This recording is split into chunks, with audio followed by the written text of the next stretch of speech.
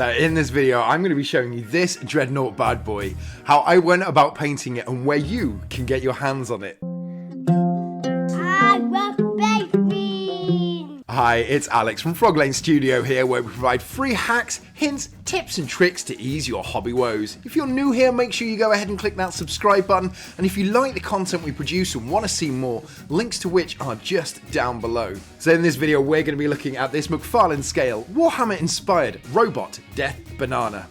Oh boy, has it been a busy week. I've been reliably informed that Father Christmas has been working as hard as possible on Series 1 of these guys. If you want to get your hands on them, they are available on Black Friday.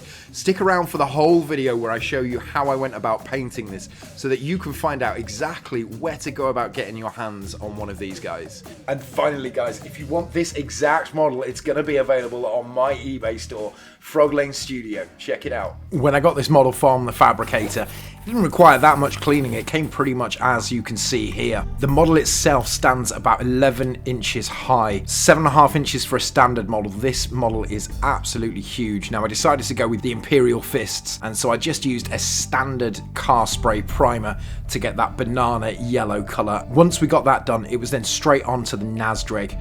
I'm using this as the undercoat. This is Games Workshop's contrast paint, and it works amazingly, giving this burnt umber look. I'm not worried about being too neat or tidy. We're going to cover most of this in the later stages with the yellow. So all we're doing is just going into all of the recesses that you can see and hitting it with the Anden Sun, getting all the creases and crevices shadowed, ready for the rest of the paint. Now you're going to see me flip-flop throughout this video between the different colors. It's really hard to get a nice smooth coat over such a large flat area, which is why I'm using the airbrush here. This is going to allow those soft gradients to come through from the shadows right the way through up to these highlights. I had a bit of an issue with my airbrush as well. My airbrush started to break. I ended up having to buy a new one. This is day one and my airbrush breaks, which is not a good sign, but thankfully Amazon's next day delivery I was able to get. So I'm using the Iwata Neo airbrush, and if you haven't got an airbrush yet and you are wanting to paint up one of these larger models, I would say no way on God's green earth you're going to be able to paint one of these models with a standard paintbrush. It's just too much of a big model to avoid getting those brush strokes on. You want nice smooth coats across these nice smooth surfaces. It probably took me about 3 or 4 hours to get all of this yellow put down, but it's really important to get these shadows put in now, because we're going to be using it as a pre-shade for the rest of the yellows. Now in every model we have mistakes. This silver was my mistake. I'm using Warlord's dark gunmetal here, mixed with airbrush thinner. Top tip, if you are using a paintbrush, you want to be making sure you use airbrush thinner, because it increases the viscosity whilst maintaining the potency of the pigment in the paint. That being said, I shouldn't have done this, because as you'll see later on in the video, I end up going over most of this silver with yellow again and then black, and there was really no point me doing this, but I was waiting for my airbrush to arrive, so I'm going to use that as a good excuse. When painting larger models like this, you're going to end up with mistakes. You can see the silver on there, which is from a thumbprint, and the overspill, the deep darkness of that Nazdreg. Now a top tip here is to use airbrush cleaner. I use this as a paint remover, and what it does is it strips away the top layer of paint. So in this case we've got the silver and the Nazdreg, and leaves that banana yellow underneath. It's fantastic. I actually did an advert for Midwinter Mini that you can see here. Run VT. Hi, I'm Mr. Frog. Remember Midwinter Mini's medium for thinning paints? Well, introducing FrogLane Studios Paint Eraser. I'd spend hours trying to get paint off models, but with this it's a breeze. Just look at this dirty bolter. Simply drop, dab, wipe away. Amazing! Soap scum, limescale, grime and rust. Paint Eraser. Beats all kinds of daily Paint. Now I use one cleaner, not 10. FrogLane Studios Paint Eraser. Dab and the paint is gone. So using a cotton bud soaked in the airbrush cleaner and the other end dry just to mop up the details, it's dead easy just to go in. You don't have to apply that much pressure with this, and it just strips that top layer of paint, and then you can clean it up with the dry end of the Q-tip. Once I was happy with the cleanup of the overspill of the paint, I then went in with Ural Yellow. Now at this point I'm still trying to save that silver, and to be honest this was probably more hassle than it's worth. I'm just using a little bit of plastic card here as a mask to try and stop it going onto the silver there. I use the mask right the way throughout because there's areas of the Nazdreg yellow that we still want to keep dark, particularly on these edges, and my god there are a lot of edges on this model. So I'm using that plastic card just to mask that off, and then with the rest of the Ural Yellow we're just going in and bringing back up the brightness of the yellow on each and every part of the panel, keeping the recesses still with the Nazdreg yellow, but then bringing the rest of it out back up to this Ural Yellow colour. And you can see as I go through this, even though we've just got the base coat of the car primer, the Nazdreg yellow, and then this Ural Yellow, already just using that airbrush to blend these colours together, leaving the shadows and those highlights, it's really starting to come together. Once we got the main flat colour sorted with the Ural Yellow, I then moved on to Flashgitz Yellow, and this went all over the flat parts again, leaving a hint of the Ural Yellow and the Nazdreg Yellow, so we have that nice smooth transition coming up and the yellow's getting brighter and lighter. I'm still trying to save this silver. It's a futile task and I'm gonna give up in a moment, I hope, but you can really start to see this transition from the darker yellow through to the lighter yellow, and using the airbrush all of these shades are just being transitioned so there's no stark lines. Now we've got that yellow up to the midpoint, it's time to move on to the black. Now the reason why I painted the yellow first is because you want that yellow to be as bright and vibrant as possible. If I'd just gone ahead and sprayed this black and then tried to go in with the yellow, you're going to end up with loads of streaks. I masked off all of the areas, the big areas that are going to be black. This is super important to get your masking done right, because any overspill with the black is going to lead to dark patches on the yellow, and that is nigh on impossible to come out. So I'm using here thinned down Corvus black, and it's slow, steady, thin coats over the top. You don't want a thick coat, you want several thin coats, and we're just going to be building up these layers. Now the beautiful thing about painting such a large model is by the time you finish the last part, then the first part is almost dry and ready to be resprayed again. And so this allowed me to work quite quickly, just building up these coats gradually over and over, making sure that there were no recesses that the yellows were showing through, making sure that I wasn't overspilling onto the yellow that hadn't been masked out, and just getting this nice smooth black surface. The whole idea here is that we're trying not to have to go back over each painted section once it's done, because the more we do that, the rougher the model's going to look and the longer it's going to take to do so. Now we've got those larger areas done, unfortunately you have to go in with a paintbrush at some point. There's only so much an airbrush will take you. Using yet again thinned down Corvus black, but with a paintbrush this time, we're able to go in, get those nice crisp lines in the recesses where the yellow and the black join in. And this, once again, it's worth taking just a little bit of extra time here, because if you get that black onto the yellow, you're never going to be able to get that back out again, and you're going to have to repaint that yellow. Now one thing I will say is this model is a prototype, hence you can see some of the higher striations where the print lines are. Those socket joints were oval. Now this is going to be fixed in the final product, so I just packed it with green stuff, and then using the ball of the shoulder joint, I then pressed that into the model with the green stuff still wet. That then gave us a perfect fit for that shoulder joint when we come to attach it with glue later on. So now we've got both the black and the yellow up to the midpoints respectively. I'm going back in and starting to highlight all of that yellow. I'm using Phalanx yellow here from Games Workshop. This is going to bring it up to probably the lightest that I want to go on here. So it's just slow but steady yet again. We're not going over the entire model itself, and you can see here I'm just giving up completely on that silver. We're just hitting the edges with the airbrush here to give the final highlight that we're looking at before we go in with a brush to give those edge highlights.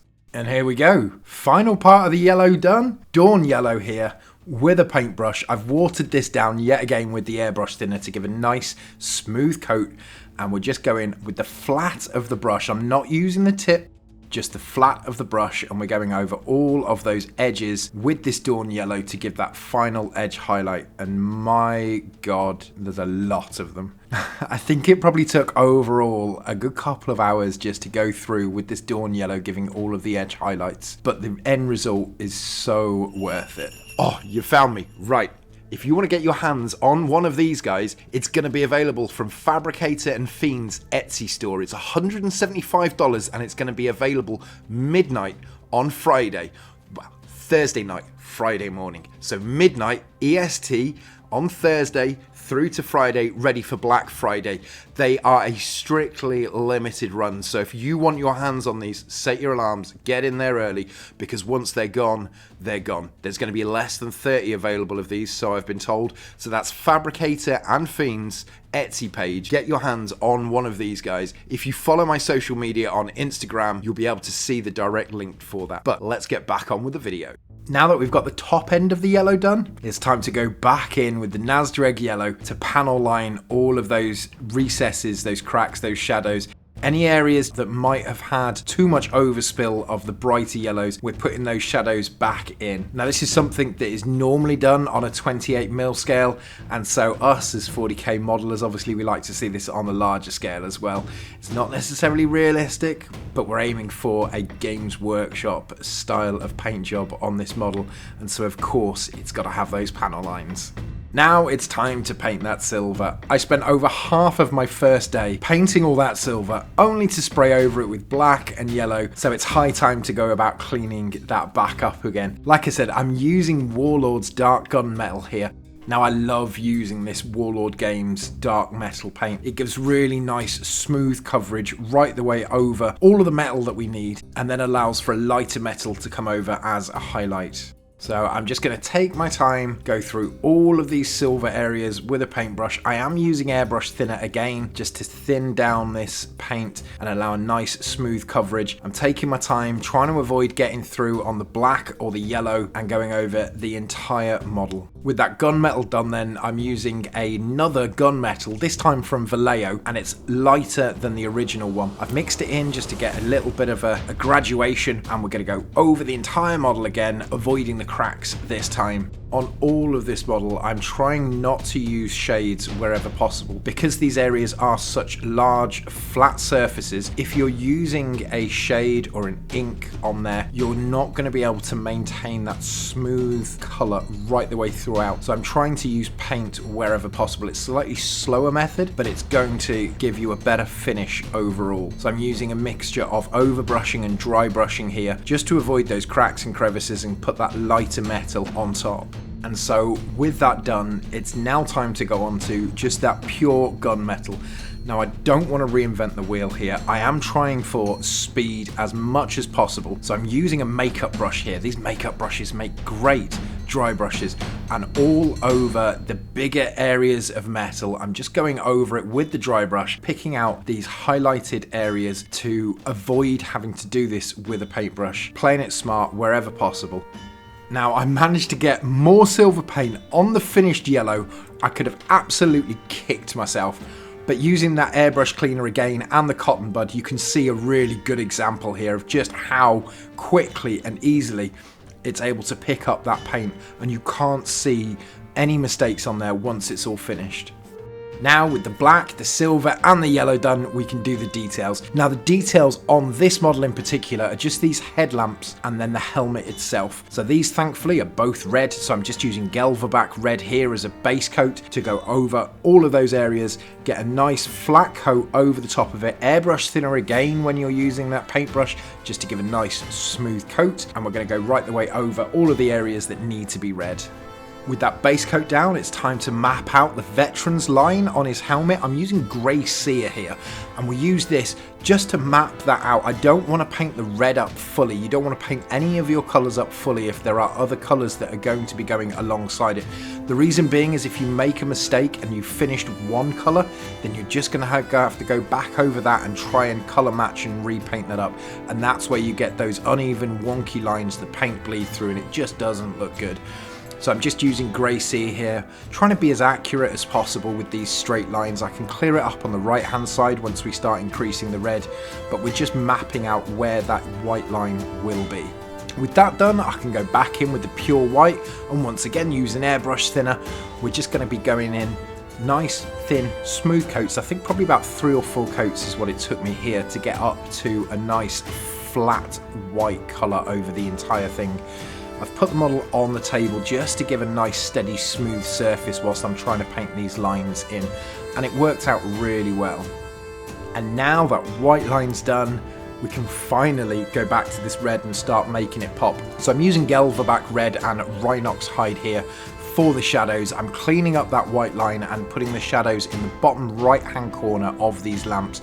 You'll see why in a second. We're trying to go for that 3D look on the lamps. And because I'm able to work quickly and effectively here, I'm able to keep that paint wet, and all we're doing is just adding more Gelverback, switching over to Corn Red as well, and thin coats, several of them over the top of this helmet just to build that red up. And with us almost at the halfway point, I'm using Dragon Red from Army Painter here, mixed into the mix to give us this really rich red. And we're going back over half of the lamps and all of the helmet to give this really nice, rich red colour.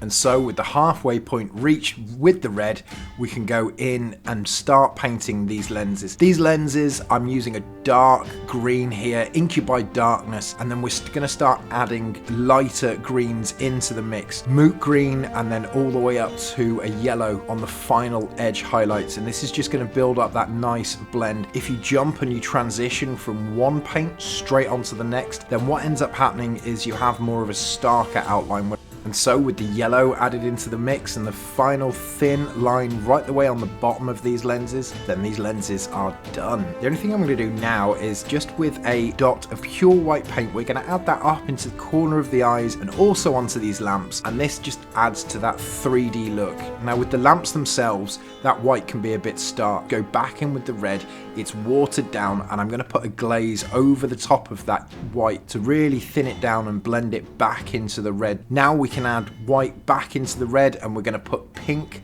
highlighted lines just on the top.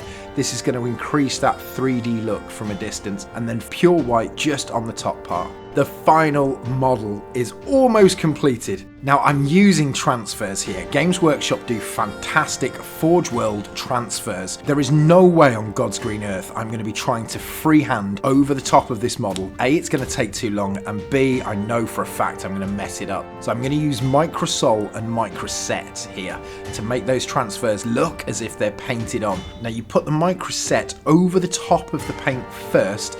That's going to give a really nice smooth surface for those transfers to adhere to. Now I don't really have a plan in terms of what transfers I'm going to be using. I'm not going for a super accurate on here, just a representation, because obviously they don't do transfers for this size of model. We're just using rough approximations, so they're not going to be super accurate. So rules lawyers out there, don't hate on me please. So with the Microset down onto the Microsol is going to iron out any of those creases. I'm using a cotton bud here to try and push the creases right to the end. The Microsol softens the transfer and allows any of the creases or folds that may appear in the transfer to fold over and give a super smooth finish. Now right the way across this model, I'm just letting the rule of cool reign. These are some Forge World Custo transfers which I have spare, and they have this lovely Imperial Eagle which I'm going to use. Unfortunately it comes in 2 halves. I think that's because it's meant to go on the pauldrons of the Custodes Dreadnoughts, but I'm using it here instead on the front chest piece of this Dreadnought. So we're going to have to try and match those up, so just using exactly the same principle. And so final assembly starts. Now I'm not going to be doing the waist, just the arms. So the arms are going to get glued in position. I'm just using normal super glue here, a bit of a cotton bud just to tidy it up to make sure that there's no splurges of super glue that are left over. Super glue obviously if it dries can end up giving like a frosted look. And the final thing before this model is fully finished is just to give it a matte varnish all over. You can use any matte varnish you want, but what this will do is just help protect that paint and stop all your hard work rubbing off. If you have enjoyed the video, feel free to subscribe to Froglane Studio. Let me know down in the comments what other McFarlane kits you want to see become available. And finally, I'd just like to take the time to mention that the channel does have a Patreon page. A massive thanks goes to all of my Patreons, without which these videos just wouldn't be possible. So thanks to all of my Patreons, thanks to you guys as well for watching. Stay safe, keep hobbying, and may your airbrush never break.